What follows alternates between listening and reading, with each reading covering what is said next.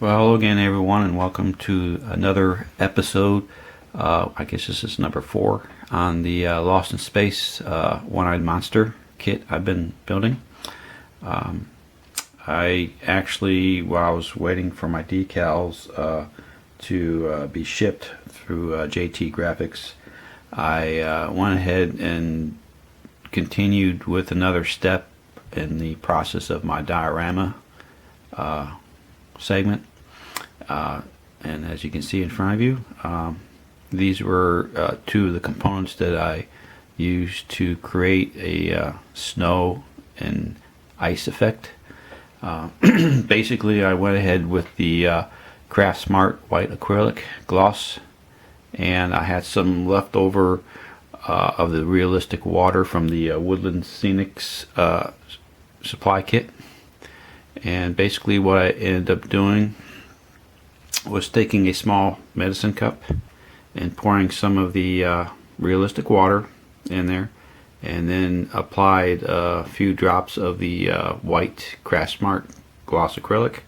And of course then I went ahead and just took a small little tongue depressor and mixed it all in. And once that was done, I basically went ahead and poured it on the diorama itself, as you can see here in front of you, and let gravity take its course on the top of the boulder, and kind of let it drip down over the edges. Once that was done, I went ahead and took the took a brush for the first layer and just kind of brushed it across the top of the boulder to give that transparency look to it once it's dry, so you can see partially through the snow feature. Once that was done, I actually added some more of the solution to the around his feet, his claws, and to kind of build it up a little bit in areas that make it look like it didn't quite melt right away.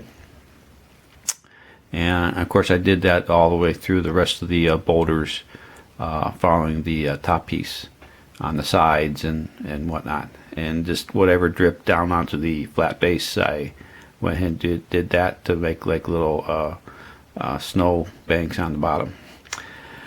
With that being said, the next step I took, once I let that sit for 24 hours, is I actually took the Woodland Scenics water effects, which is a more denser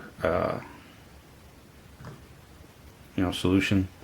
I won't call it solution, but it's more of a paste, and this is used for making waterfalls or rapids or anything else that your mind can think of.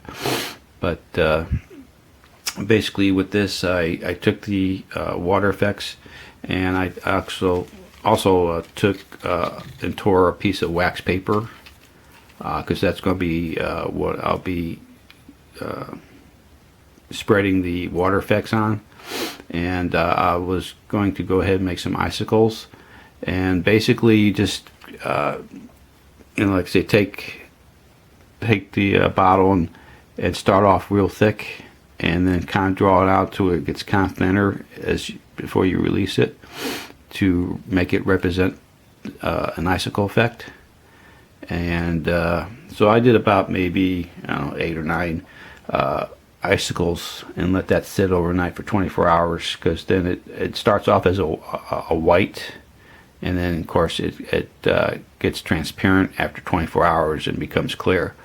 Once that was done, the very next day I went ahead and took a pair of tweezers and actually pried them off the wax paper, and then basically I actually squirted some more of the white effects down on the wax paper, and took a brush and took some of the water effects and the icicles that I pried off the wax paper and attached them to the diorama itself. So as you can see here, I did a few on the sides here, and then I have about I don't know, 5 or 6 here in the front where the top of the boulder overhangs the area right here. So that is my version of special effects for the icicles there as well.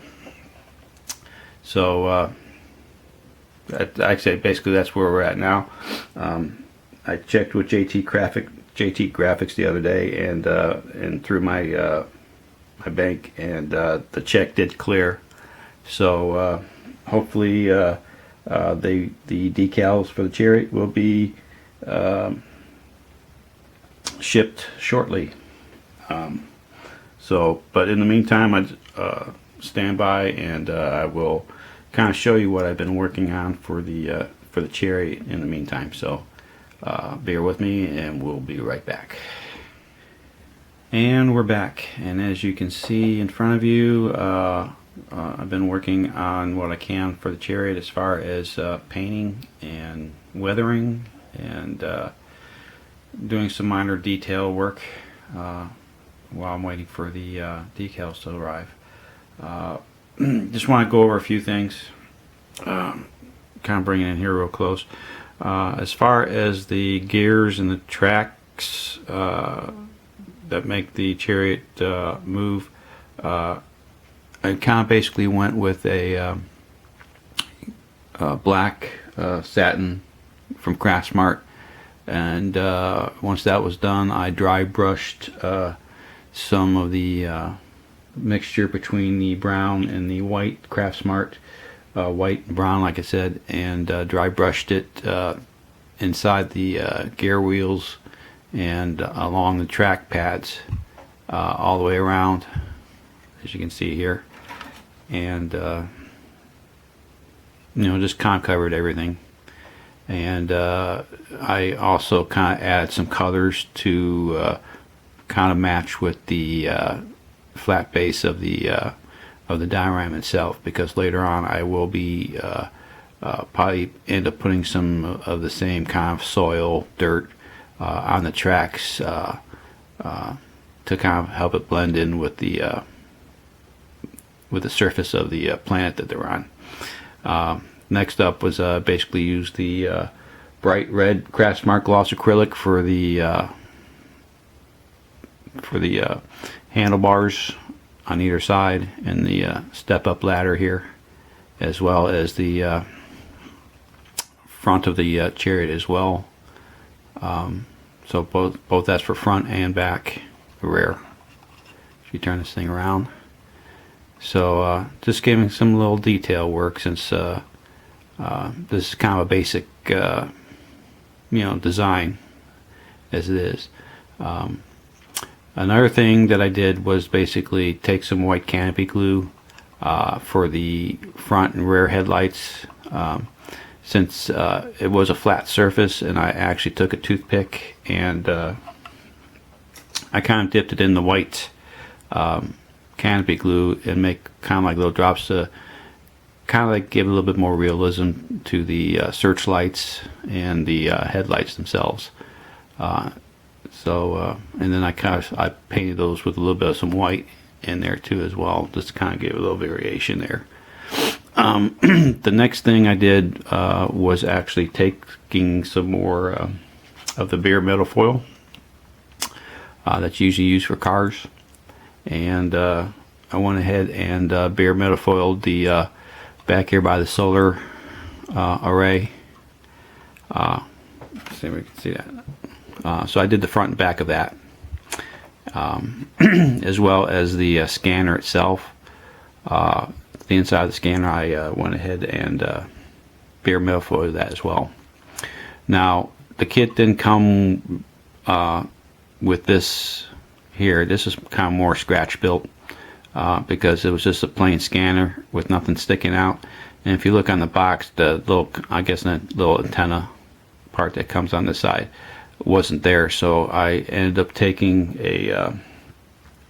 basically a finish nail, and I cut it to the correct size, and it actually matched the hole on this side. So I actually inserted it in there and just laid some of the some CA glue to hold it in place. Just to, just a little bit more of little bit of some realism for this particular kit detail.